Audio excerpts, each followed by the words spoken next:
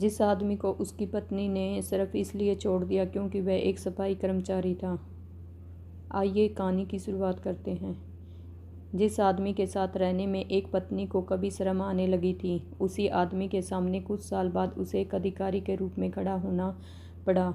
लेकिन उस दिन एक कहानी सिर्फ इतनी ही नहीं थी कि वह एक सफाई कर्मचारी आईएएस बन गया।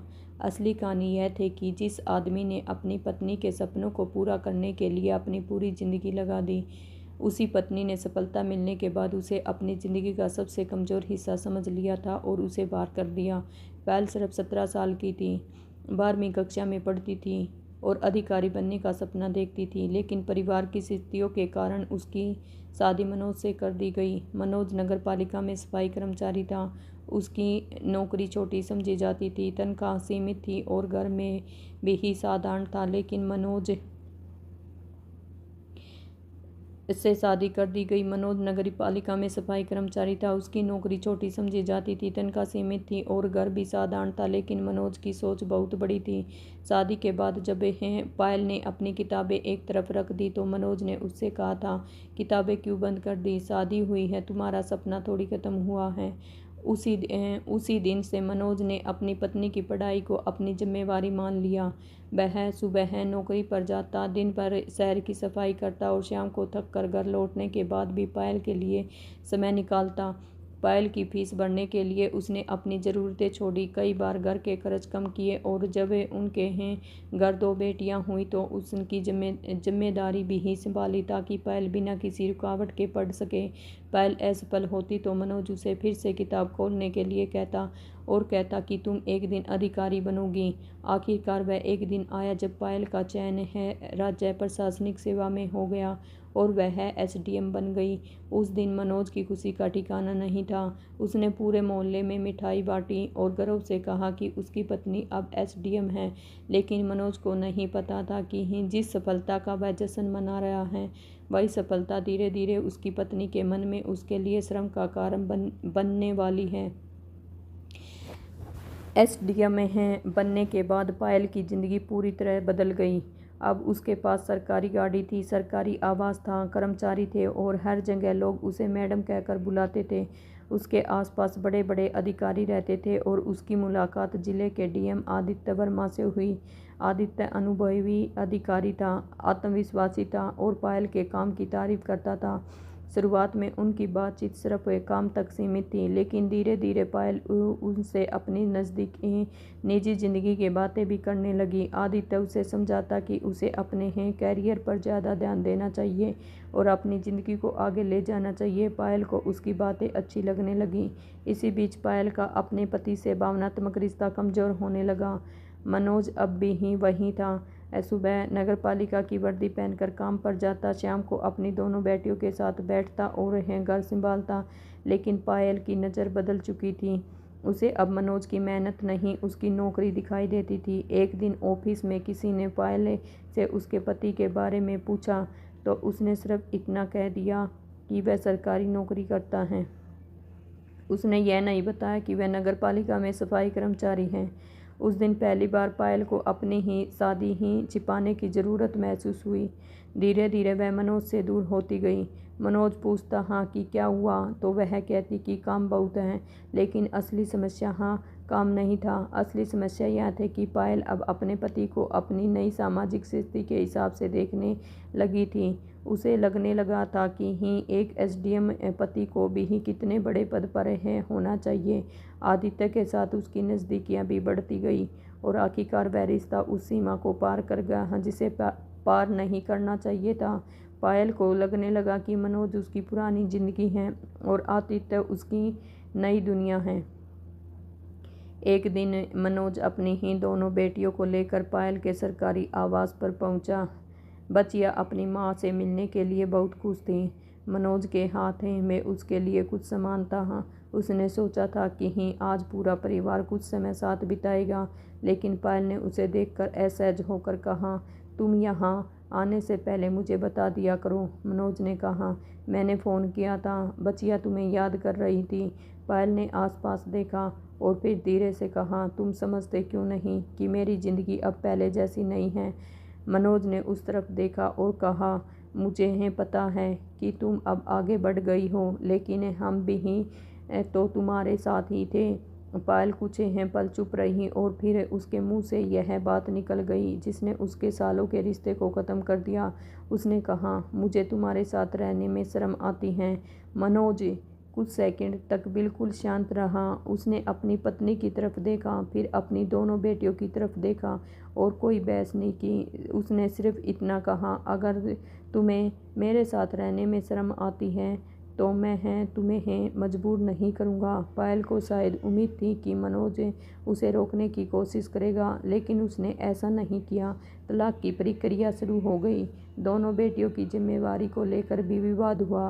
पायल चाहती थी कि बेटियां उसके साथ रहें, लेकिन मनोज ने साफ कहा कि वह उन्हें अपने से दूर नहीं करेगा। उसने कहा कि इन बच्चियों के लिए मैंने तुम्हारे सपने पूरे होने तक अपनी ज़िंदगी रोक कर रखी थी। मैं इन्हें उनकी माँ से दूर नहीं करना चाहता, लेकिन मैं इन्हें अपने से भी दूर नहीं करूँगा। आखिरकार बेटियों की ही आखिरकार हैं बेटियां हाँ मनोज के पास रहीं। पायल के पास नौकरी, पैसा, सरकारी सुविधाएं और पद था, लेकिन उनकी की दोनों बेटियां हाँ मनोज के साथ रहीं। तलाक के बाद मनोज की ज़िंदगी आसान नहीं हुई। वह नौकरी करता, दोनों बच्चियों को संभालता, उनका खाना बनाता, उन्हें स्कूल भेजता और रात में उनके साथ बैठकर पढ़ाई करवाता। लेकिन एक रात जब बच्चियां सो गई तो उसने पायल की पुरानी किताबों का एक बॉक्स खोला। किताबें बीच उसे एक पुरानी कॉपी मिली जिसके पहले पन्ने पर पायल ने लिखा था, एक दिन एसडीएम बनना है। मनोज उस लाइन को बहुत देर तक देखता रहा। उसके मन में अचानक एक सवाल आया, अगर वह पायल को इतना पढ़ाकर एसडीएम बना सकता है तो क्या वह खुद इसके लिए कुछ नहीं कर सकता? क्या उसकी अपनी ज़िंदगी हमेशा सिर्फ एक सफाई कर्मचारी तक सीमित रहेगी? अगले दिन उसने अपनी ही बहन कविता से कहा कि वह 6 महीने की छुट्टी लेना चाहता है। कविता ने पूछा, क्या करोगे भाई? मनोज ने कहा, यूपीएससी की ही तैयारी। कविता कुछ देर उसे देखती रही और फिर बोली, भैया यह बहुत मुश्किल है। मनोज ने कहा, मुझे पता है। उसने पूछा, फिर? मनोज मुस्कुराया और बोला, हाँ, मुश्किल चीज़ों को सिर्फ इसलिए छोड़ देना कि वह मुश्किल है, यही तो मेरी ज़िंदगी की सबसे बड़ी गलती होगी। उसने 6 महीने की छुट्टी ली और अपनी तैयारी शुरू कर दी। उसके पास न कोई बड़ा कोचिंग संस्थान था, न है महंगी सुविधाएं और न ही परीक्षा का पूरा अनुभव। उसके पास सिर्फ किताबें थीं, एक छोटी सी मेज़ थी, दो बेटियां थीं और दो बेटियां थीं और अपने जीवन को बदलने की एक नई जिद। सुबह वह बेटियों को स्कूल भेजता, फिर पढ़ाई करता, दोपहर में नोट्स बनाता, शाम को बच्चों का काम देखता और रात को फिर किताबों में बैठ जाता। कई बार नींद से उसकी आंखें बंद होने लगती, कई बार किसी ही चैप्टर को समझने में घंटों लगते, लेकिन वह अगले दिन फिर वहीं से शुरू करता। मनोज की तैयारी ही की खबर धीरे धीरे आसपास के लोगों को लगने लगी तो लोगों को उसका मजाक उड़ाने लगे। कोई कहता सफाई कर्मचारी आईएएस बनेगा, कोई कहता अपनी औकात देखो। मनोज किसी को जवाब नहीं देता, वह बस पढ़ता रहता। हाँ, उसकी बड़ी बेटी एक दिन बोली, पापा लोग आपका मजाक क्यों उड़ाते हैं? मनोज ने कहा, क्योंकि उन्हें लगता है कि इंसान की मंजिल उसकी शुरुआत से तय होती है। बच्ची ने पूछा, और आपको क्या लगता है? मनोज ने कहा, मुझे लगता है कि इंसान अपनी मेहनत से अपनी ही कहानी बदल सकता है। 6 महीने उसके जीवन के सबसे कठिन महीने थे। उसने सुबह से रात तक पढ़ाई की ही, जिससे अंग्रेजी और प्रशासनिक भाषा से वह कभी दूर रहा था, उसे समझने के लिए उसने अलग से मेहनत की। वह अखबार पढ़ता, संविधान समझता, इतिहास पढ़ता, अर्थव्यवस्था के चैप्टरों को सीखता और रोज़ उत्तर लिखने की कोशिश करता। कई बार उसे लगता कि वह बहुत पीछे है, लेकिन जब भी उसका हौसला टूटता, उसकी दोनों बेटियां उसे देखकर कहती, पापा आपने कहा था कोशिश करते रहना। वही शब्द उसने फिर किताबों तक ले जाते। परीक्षा का दिन आया। मनोज परीक्षा केंद्र के बाहर खड़ा था। उसके हाथ में एडमिट कार्ड था हाँ, और दिमाग में उसकी पुरानी जिंदगी घूम रही थी। उसे अपनी नगर पालिका की वर्दी याद आई, पायल की किताबें याद आई, अपनी बेटियों की रातें याद आई और वह दिन याद आया जब पायल ने कहा था कि उसे उसके साथ रहने में शर्म आती है, लेकिन इस बार वह किसी को जवाब देने के लिए परीक्षा नहीं दे रहा था। उसने खुद से कहा, आज जो होगा मेरे लिए होगा। उसने परीक्षा दी है, फिर इंतज़ार शुरू हुआ। परिणाम आया तो उसका नाम है प्रीलिम्स में था, हाँ, फिर मेंस से हैं, फिर इंटरव्यू। हर चरण के साथ उसका आत्मविश्वास बढ़ता गया। हाँ, इंटरव्यू में जब वह है उससे पूछा गया कि वह आईएएस है क्यों बनना चाहता है, तो उसने कहा, क्योंकि मैंने व्यवस्था को सबसे नीचे के स्तर से देखा है। मैं जानता हूँ कि एक अधिकारी के फैसले का असर उस व्यक्ति पर कैसे होता है जिसे कोई ही सुनना नहीं चाहता। जब उससे पूछा गया कि क्या उसे अपनी पुरानी नौकरी पर शर्म आती है, तो मनोज ने साफ कहा, नहीं, बिल्कुल नहीं, मुझे उस नौकरी पर गर्व है। उसने मुझे मेहनत, अनुशासन और समाज को करीब से देखने की समझ दी है। फिर वही दिन आया जब यूपीएससी का फाइनल रिजल्ट घोषित हुआ। मनोज ने मोबाइल पर रिजल्ट खोला। वह नामों की सूची देखता रहा। उसकी उंगली स्क्रीन पर नीचे जाती रही और अचानक उसकी नज़र अपने नाम पर रुक गई, मनोज कुमार, आईएएस। कुछ सेकंड तक उसे विश्वास नहीं हुआ। उसने स्क्रीन दोबारा देखी, नाम वही था। उसकी आंखों से आंसू निकल आए। दोनों बेटियों ने दौड़ कर उसके पास आई। बड़ी बेटी ने पूछा, पापा क्या हुआ? मनोज ने उन्हें गले लगा कर कहा, हम जीत गए। बेटियां रोने लगी। जिस आदमी को कुछ साल पहले लोग उसकी नौकरी के नाम से पहचानते थे, अब उसका नाम देश की सबसे प्रतिष्ठित प्रशासनिक सेवाओं में था। मनोज ने अपनी पुरानी नगर पालिका की वर्दी को संभाल कर रख दिया। उसने उसे फेंका नहीं, क्योंकि वह जानता था कि उसकी ज़िंदगी की सबसे बड़ी यात्रा उसी वर्दी से शुरू हुई थी। ट्रेनिंग के बाद उसकी पोस्टिंग हुई और कुछ समय बाद परिस्थितियां ऐसी बनी कि वह उसी जिले में वरिष्ठ प्रशासनिक अधिकारी बनकर लौटा, जहां पायल एसडीएम थी। जब पायल ने नए सीनियर ऑफिसर का नाम सुना तो पहले उसे यकीन नहीं हुआ, लेकिन जिस दिन बैठक का दरवाज़ा खुला, मनोज अंदर आया। पायल कुछ सेकंड के लिए उसे देखती रह गई। वही चेहरा था, लेकिन अब उसके सामने वही आदमी नहीं था जिसे वह अपनी ही नज़रों में छोटा समझती थी। अब उसके नाम के साथ एआईएस जुड़ा था। मनोज ने उसे देखकर कोई ही ताना नहीं मारा। उसने सिर्फ सामान्य तरीके से कहा, गुड मॉर्निंग ऑफिसर, बैठक शुरू करो। पायल ने एक की बारी आई तो उसने अपनी रिपोर्ट प्रस्तुत की। मनोज ने पूरी ही रिपोर्ट के मनोज ने पूरी ही रिपोर्ट देखी और कहा, पॉइंट पर ध्यान देते हैं। पायल को शायद उसी क्षण सबसे ज़्यादा दर्द हुआ, क्योंकि वह चाहती थी कि मनोज उससे कुछ कहे, कोई पुरानी बात उठाए, उसे उसकी ही गलती याद दिलाए, लेकिन मनोज ने कुछ नहीं कहा। बैठक खत्म होने के बाद पायल ने हिम्मत करके उसे रोक लिया। उसने कहा, मनोज, मुझे तुमसे बात करनी है। मनोज ने कहा, कहिए। पायल की आंखों में आंसू थे। उसने कहा, मुझे नहीं पता कि तुम मुझे कभी माफ़ कर पाओगे या नहीं। मनोज कुछ देर चुप रहा और फिर बोला, मैंने तुम्हें बहुत पहले माफ़ कर दिया। पायल ने पूछा, फिर तुम मुझसे इतने दूर क्यों हो? मनोज ने कहा, क्योंकि माफ़ी का मतलब यह नहीं कि इंसान अतीत में वापस चला जाएगा। पायल ने कहा, मैंने तुम्हें तुम्हारी नौकरी की वजह से छोटा समझा था। मनोज ने कहा, हाँ। पायल बोली, मुझे शर्म आती थी कि मेरा पति सफाई कर्मचारी है। मनोज ने उसकी तरफ देखा और कहा, मुझे कभी अपनी नौकरी पर शर्म नहीं आई।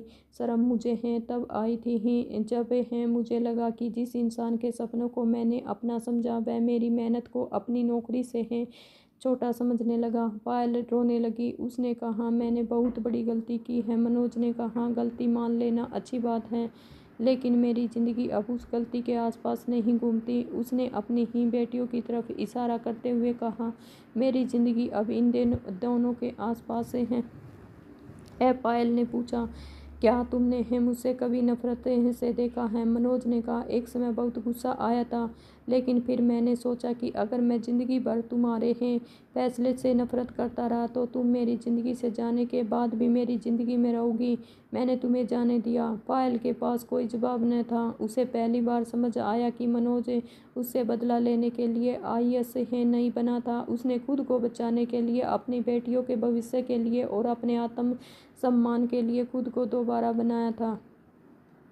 समय बीतता गया। मनोज ने अपनी दोनों बेटियों को अच्छी शिक्षा दी और उन्हें हमेशा अपनी माँ का सम्मान करने के लिए कहा। उसने कभी ही उनके मन में पायल के खिलाफ नफरत नहीं भरी। वह कहता था कि तुम्हारी माँ ने एक गलत फैसला लिया था, लेकिन वह तुम्हारी माँ है। पायल भी धीरे धीरे बदलने लगी थी। उसने अपने ऑफिस में कर्मचारियों के साथ व्यवहार पर ध्यान देना शुरू किया, खासकर सफाई कर्मचारियों के लिए। उसने कई योजनाओं पर काम किया।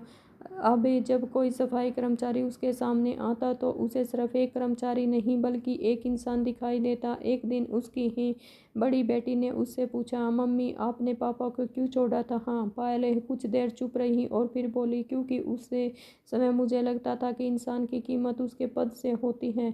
मैं गलत थी ही। बेटी ने पूछा, अब क्या लगता है? पायल ने कहा, अब लगता है कि पद बदल सकता है, पैसा बदल सकता है, लेकिन जो इंसान तुम्हारे मुश्किल समय में तुम्हारा हाथ पकड़ कर खड़ा रहा हो, उसकी कीमतें कभी उसकी नौकरी से तय नहीं करनी चाहिए। कुछ साल बाद एक सरकारी कर्मचारी कार्यक्रम में मनोज को सम्मानित किया जा रहा था। मंच पर खड़े होकर उसने कहा, मैंने अपनी ज़िंदगी में एक बात सीखी है, किसी इंसान की शुरुआत देखकर उसकी मंजिल का फैसला मत कर लीजिए। मैंने सफाई कर्मचारी के रूप में काम किया है और मुझे उस काम पर कोई शर्म नहीं है। अगर आज मैं IAS हूँ तो इसका मतलब यह नहीं है कि मेरी पुरानी नौकरी छोटी थी। इसका मतलब सिर्फ यह है कि मेरी ज़िंदगी का एक अध्याय बदल गया है। पायल पीछे बैठी उसकी बात सुन रही थी। उसकी आंखों में आंसू थे। उसे याद आ रहा था कि वह दिन जब उसने कहा था कि मुझे सफाई कर्मचारी की पत्नी कहलाने में शर्म आती है, लेकिन आज वही आदमी हजारों लोगों के सामने अपनी पुरानी नौकरी को सम्मान के साथ स्वीकार कर रहा था। कार्यक्रम के बाद पायल उसके पास गई और बस इतना कहा, मनोज तुमने मुझे कभी सबके सामने शर्मिंदा क्यों नहीं किया? मनोज ने शांत आवाज में कहा, क्योंकि तुम्हें शर्मिंदा करने की ज़रूरत नहीं थी। ज़िंदगी ने तुम्हें वह सब दिखा दिया जो मैं कभी ही शब्दों में नहीं समझा सकता था। पायल ने सिर झुका लिया। मनोज अपनी दोनों बेटियों के साथ आगे बढ़ गया। पायल वहीं खड़ी रही और उसे पहली बार पूरी तरह समझ आया, जिस आदमी को उसने उसकी नौकरी से तोला था वह उसकी सोच से कहीं ज़्यादा बड़ा था। हाँ, मनोज की सबसे बड़ी जीत IAS बनना नहीं था। उसकी सबसे बड़ी जीत थी ही कि उसने अपनी बेइज्जती को अपनी पहचान नहीं बनने दिया, अपनी बेटियों को अपनी कमजोरी नहीं बनने दिया और अपनी पत्नी की गलती को अपनी पूरी ज़िंदगी की सज़ा नहीं बनने दिया। उसने सिर्फ खुद को बदल दिया और अंत में ज़िंदगी के बिना कोई बदला लिए ही उसका हाँ जवाब दे दिया। जिसने पायल ने कभी ही सिर्फ सफाई कर्मचारी समझा था, वही मनोज एक दिन IAS बनकर उसके सामने खड़ा था। धन्यवाद।